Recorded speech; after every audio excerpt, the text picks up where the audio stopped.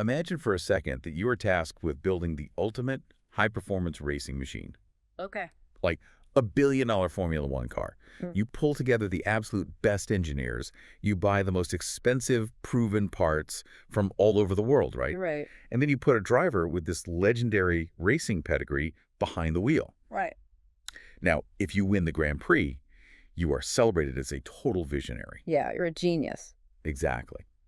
But if that engine sputters on the very first lap, or if, the wheels come off in the final turn, that collapse is going to be spectacular. And literally everyone is going to be watching. Because when you invest that kind of capital, whether it's in a race car or a modern athletic roster, Huh? almost winning just isn't viewed as a stepping stone anymore. Right. It's viewed as a catastrophic failure of expectations. And that tension, that exact pressure, is what we're exploring today. Yeah. So welcome to this deep dive, where we are looking at the absolute pressure cooker, championship or bust expectations placed on the Texas Longhorns for the 2026 college football season. It is quite the situation. It really is. And we've been poring over a massive stack of sources to figure out exactly how this team is engineered. I mean, we've got everything from preseason SEC betting odds, from FOX Sports to ESPN's SP Plus analytical rankings. Yeah, and some really revealing stuff in there, too. Definitely.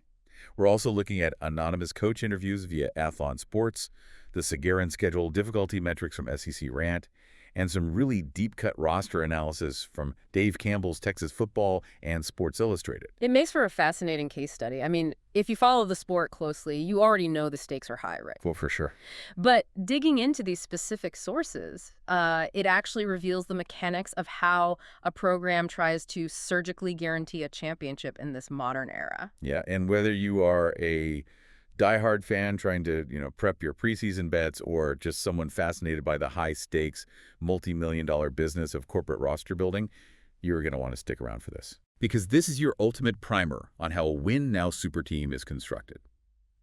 So let's start by looking back at the 2025 season, because the way that year ended basically dictated all these aggressive moves Texas is making right now. Yeah, 2025 is the catalyst for all of this. Right. So in 2025, they went 10-3. They won the Citrus Bowl against Michigan. They even beat their undefeated, hated rival, Texas A&M. Which is huge. Yeah, at almost any other school, that is a banner year. You throw a parade for that. But for Texas, a team that started the season as the consensus preseason #1. Yeah, totally different standard. Exactly. Missing the college football playoff entirely was treated like this systemic failure. It's like getting an A- on a massive final exam, but because your parents expect you to be valedictorian, you're grounded. That is exactly what it felt like. And the leadership in Austin certainly treated it that way, too. You can see it in what the head coach, Steve Sarkisian, said over the offseason. All right, at the Touchdown Club. Yes, at the Touchdown Club in Houston. He was incredibly blunt about it. He told the crowd, and I'm quoting here, he said, "I came here to compete and win championships, and we didn't do that last year." Wow. Yeah, and then he added, "What did we do? Go right back to work." I mean, he completely understands the standard there. He has to, right? Oh, absolutely. The investment in this program, from the boosters, the massive stadium renovations, just the sheer brand power of Texas, all of it demands hardware. A Citrus Bowl trophy just doesn't justify that kind of balance sheet. It really doesn't. But despite that 2025 hangover, the hype for 2026 is somehow even bigger. It's off the charts. It is. Look at the odds from FanDuel Sportsbook. They have Texas at +300 to win the SEC. That is sitting right next to Georgia, who is at +330. Yeah, neck and neck. And the Kalshi prediction markets are even more bullish. They give Georgia a 39% chance to win the conference, and Texas a 24% chance, which puts both of them way, way ahead of the rest of the pack. Right. And Chris Lowe at On3 even put Texas as the #1 team in his preseason SEC power rankings. So, okay, let's unpack this a bit. I want to push back on the models and the odds makers here. Okay, let's do it. Let's look at the actual reality of that 10-3 season. Yes, they had a close one-score loss on the road to Ohio State. A very good Ohio State team. Sure, but then they were blown out by Georgia in November. Yeah.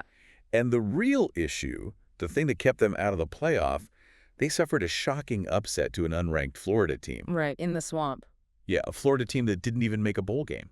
So why are all these analytical models giving a team that proved to be that volatile so much credit? Well, that is the core debate right now. But models, they aren't just looking at the final score of that Florida game. What are they looking at then? when you look at predictive models like ESPN's SP+, they honestly don't care about a bad afternoon in the swamp if the underlying metrics remain elite. Because SP+ measures predictive tempo-adjusted efficiency. It tries to look past lucky bounces or, fluke turnovers to see how a team actually operates on a down-by-down basis. So they see the Florida game as a fluke.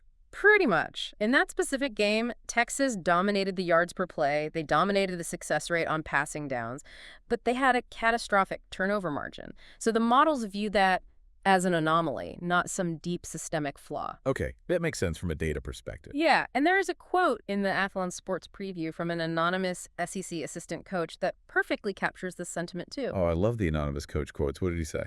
He's talking about how, because of the sheer money and the massive investment in the program, Texas made the bold moves they had to make. And he bluntly stated, on paper, I think they're the team to beat in the SEC. On paper. Man, on paper is doing a lot of heavy lifting in that sentence. It absolutely is. But to understand the mechanics of why they look so terrifying on paper, we have to look at how Sarkisian and the general manager, Brandon Harris, reacted to that Florida upset. Because they didn't just sit on their hands. No, they didn't just go out and try to recruit better high school players. They completely, fundamentally shifted their entire roster-building strategy in the transfer portal. Right, this was a massive transition. It's really the shift from building for the future to just straight up buying the present. Exactly. The breakdown in Dave Campbell's Texas Football explicitly notes this. They say Texas pivoted to prioritizing, quote, proven production over projection. Which is a huge philosophy change. Huge.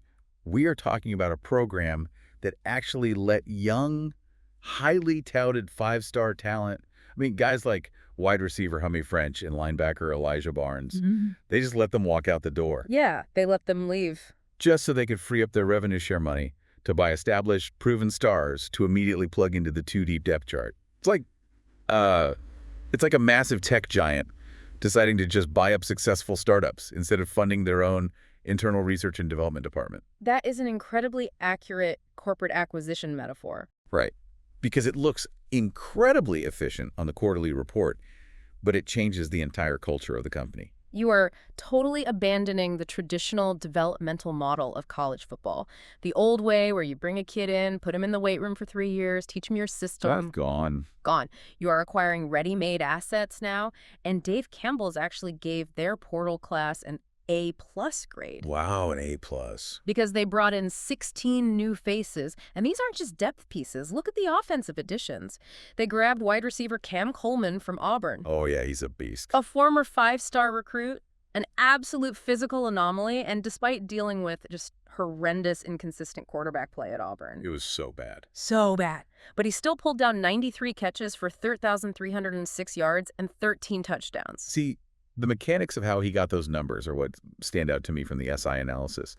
When you watch his film, he isn't just outrunning guys. No, he's physical. Yeah, he has elite body control and this insane catch radius. He succeeds in contested catch situations, which basically means even when a defense plays perfect coverage, he can still bail his quarterback out. Precisely. He's a safety blanket who also scores. And then they turned to the offensive line, which was undeniably a glaring weakness for them in 2025. Oh, definitely an issue. So they went out and brought in offensive tackle Melvin Siani from Wake Forest. This is a player who logged 914 snaps last year and allowed 0 sacks. 0. Okay, but wait, let's stop on the offensive line for a second. Sure. Because the offensive line is arguably the most communication-dependent unit on the entire field, right? Oh, absolutely. It is 5 guys operating as a single brain. Yeah. You can't just buy a highly rated left tackle, drop him next to a guard he's literally never played with, and expect them to instantly recognize a complex delayed blitz package. Doesn't this whole corporate buyout model kind of fail when it comes to offensive line chemistry? It is a massive risk. There's no getting around that. And the staff in Austin seems aware of that risk, which is why they didn't just buy isolated talent. What do you mean? They bought specific functional puzzle pieces to ease that transition. For example, they grabbed tight end Michael Masunis out of the portal from Michigan State, Okay. and they did that specifically for his run blocking grades. He operates almost as an extra tackle to relieve pressure on the offensive line's communication. Oh, I see. Yeah. And on the other side of the ball, they grabbed cornerback Bo Mesco from Rutgers to plug an immediate schematic hole in the secondary. They are basically using the portal to surgically repair every single weakness that was exposed in 2025. And the defensive overhaul is arguably the most aggressive part of this entire strategy. Without a doubt. Because they lost their star linebacker, Anthony Hill Jr., to the NFL draft, which normally that should be a devastating blow to the middle of a defense. Usually, yeah. But their answer: go straight into the portal and acquire Rasheem Biles from Pitt. And Biles isn't just a guy. He was a second-team All-ACC selection who led his entire conference with 17.5 tackles for loss last season. What's fascinating here is the mechanism of how Biles actually fits. That's what makes this so dangerous. Because of the scheme. Exactly. Texas is rolling with a veteran defensive coordinator, Will Muschamp, and he relies on an incredibly aggressive single-gap penetration scheme. Right. He doesn't want linebackers who just sit back, read the guards, and react. He wants linebackers who shoot the gaps and cause total chaos in the backfield before the play even develops. And Biles is built for that. Tailor-made for it. Now, put Biles shooting the A-gap and pair him with edge rusher Colin Simmons, who put up 12 sacks as a freshman in 2025. That's terrifying. You are looking at a defensive front engineered specifically to collapse the pocket within 2 seconds. So they have constructed this multi-million-dollar machine. They have the elite receivers. They bought the impenetrable offensive line pieces. They've got the ultra-aggressive defensive front. Everything you need. But, like we said at the start, you can build the greatest Ferrari of a roster, and it means absolutely nothing without the right driver. Yep. And that brings us to arguably the most scrutinized player in the sport right now, Arch Manning.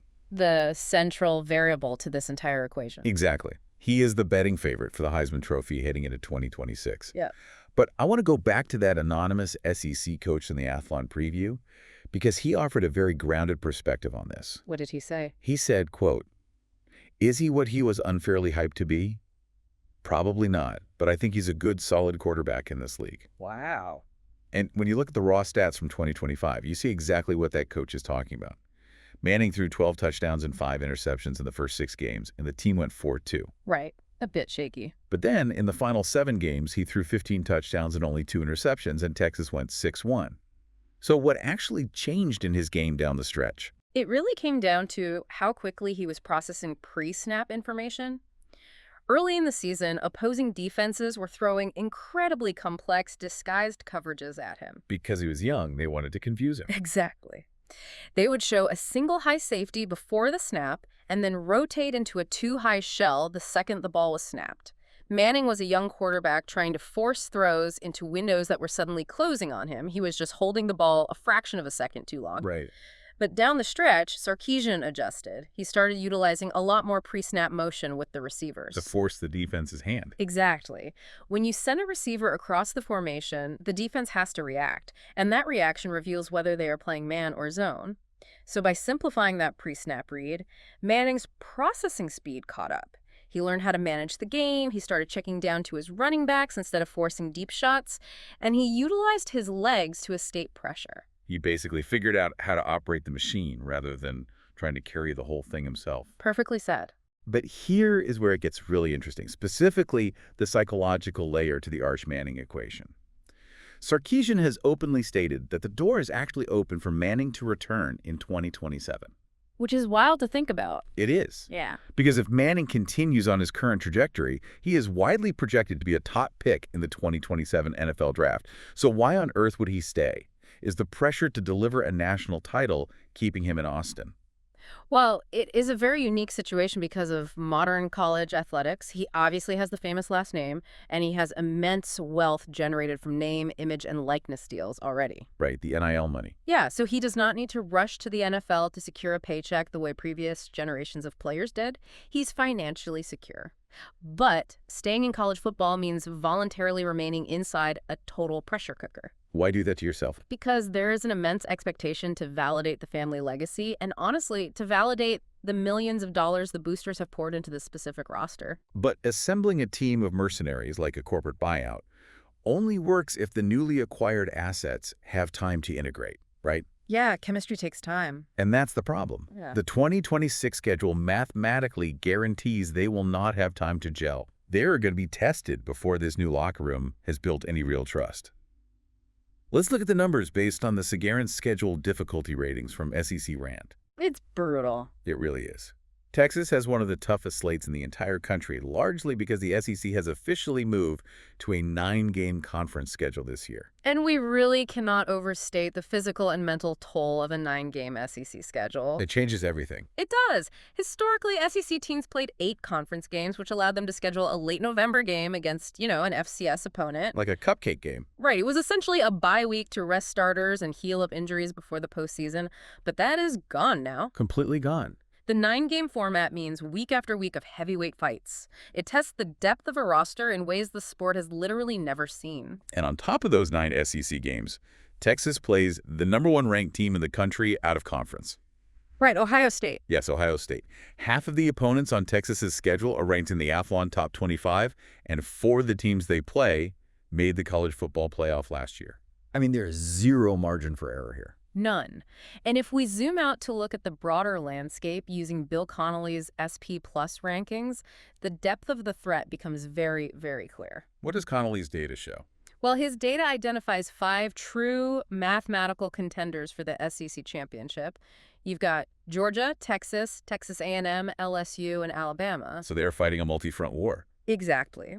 Georgia is going for their 3rd straight SEC title, and they are bringing back their highly experienced starting quarterback, Gunnar Stockton. Right. Then you have LSU, who actually beat Texas out for the #1 overall transfer portal class. Oh, wow. I didn't realize that. Yeah, and they're led by their quarterback, Sam Leavitt. And then you have the teams Athlon refers to as the Wild West. The old SEC West powerhouses. Texas A&M is just surging under head coach Mike Elko.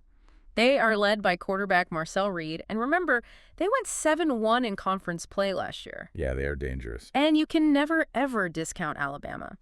Yes, they lost Ty Simpson to the NFL draft, but under Kalen DeBoer, they still managed to go 7-1 in the conference in 2025. So every single week. Every single week, Texas is going to face a team with the raw talent, the scheme, and the coaching pedigree to beat them.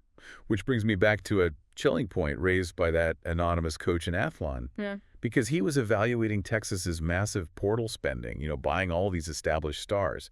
And he asked a very simple question. He said, quote, "What's that going to look like after a loss or 2? That is the multi-million-dollar question regarding modern team building right there. It really is. Think about the psychology of the locker room. If Texas drops that early out-of-conference game to Ohio State, does this heavily funded mercenary roster fracture under the weight of SEC expectations? It's a real possibility. You have a locker room full of guys who transferred in specifically to win a ring and increase their NFL draft stock. Yeah. If that ring looks out of reach in September, do they just turn on each other to protect their own individual tape?